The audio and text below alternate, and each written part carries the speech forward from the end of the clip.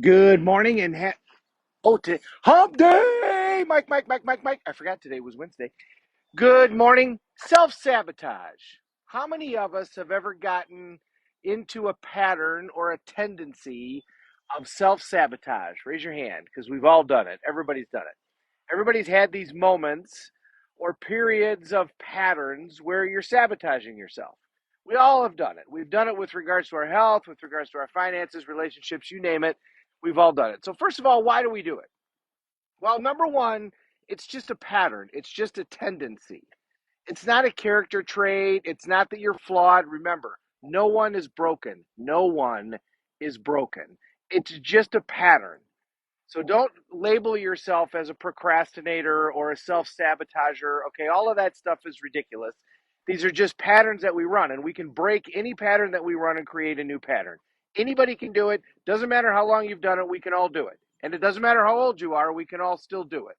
So number one, it's just a tendency, it's just a pattern. If you've self-sabotaged on something for a long time, that just means that you're good at that pattern, but we can get rid of it. Secondly, why do we do it? Remember, your brain is always trying to avoid pain and gain pleasure. So when we self sabotage, there's a portion of your brain that has decided that going forward in this path is going to be more pain, is going to be more painful. Usually that's because the path is unknown. Almost always it's because you've never been down that road.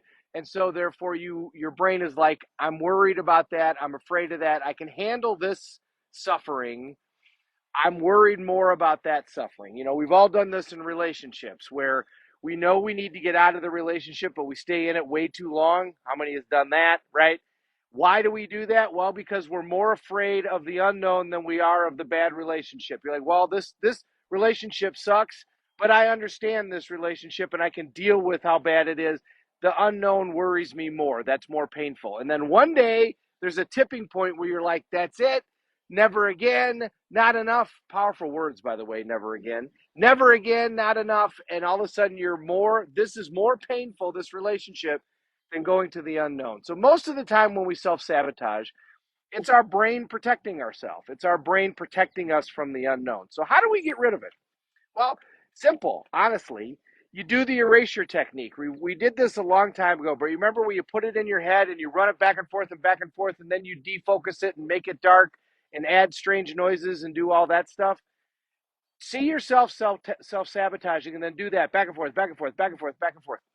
Then, after you get done with that, see yourself completing the project, visualize yourself, put yourself in a great state, and see yourself completing whatever it is that you want to complete and have it feel great and see it being perfect and see it being outstanding and see all the pleasure that you're going to gain from accomplishing this outcome, and do it again and again and again. And remember, your brain doesn't know the difference between what you vividly imagine and what you actually experience. So when you're doing that, what are you doing? You're creating results in advance.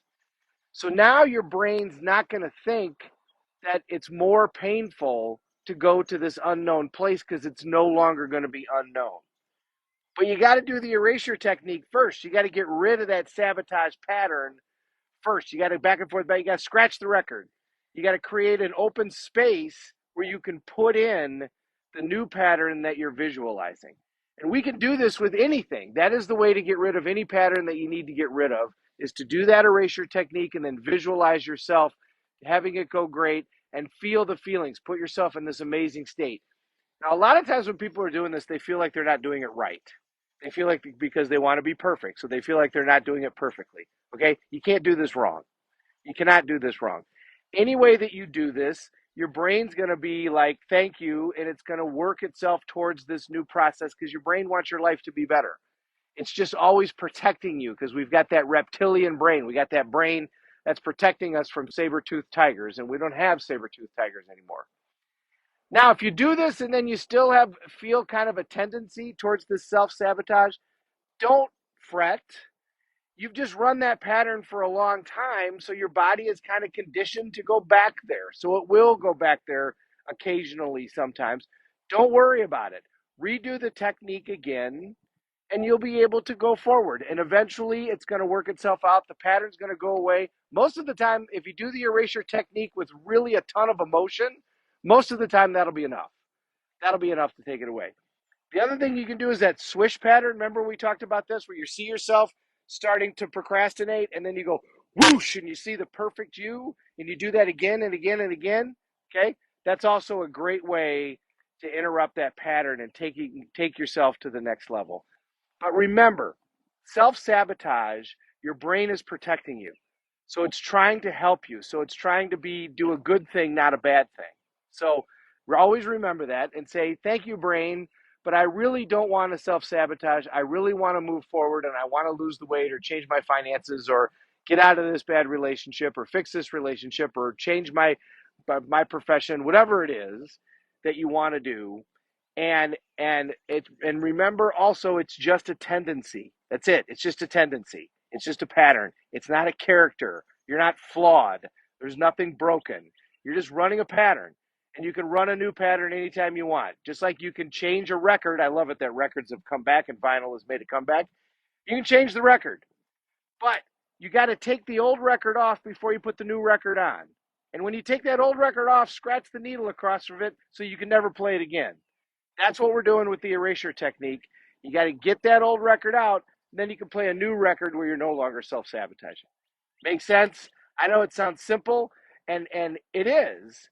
And if we did this stuff every day, this is what priming is all about. This is what conditioning is all about. You don't really realize it. I think over time is where you realize the impact of this stuff, because you'll look back and go, wow, you know, we way overestimate what we can do in 1 year, but we way underestimate what we can do in 5.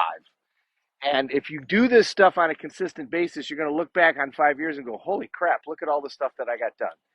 So do these things every day, pick something out, do an erasure technique, and then instill the new pattern.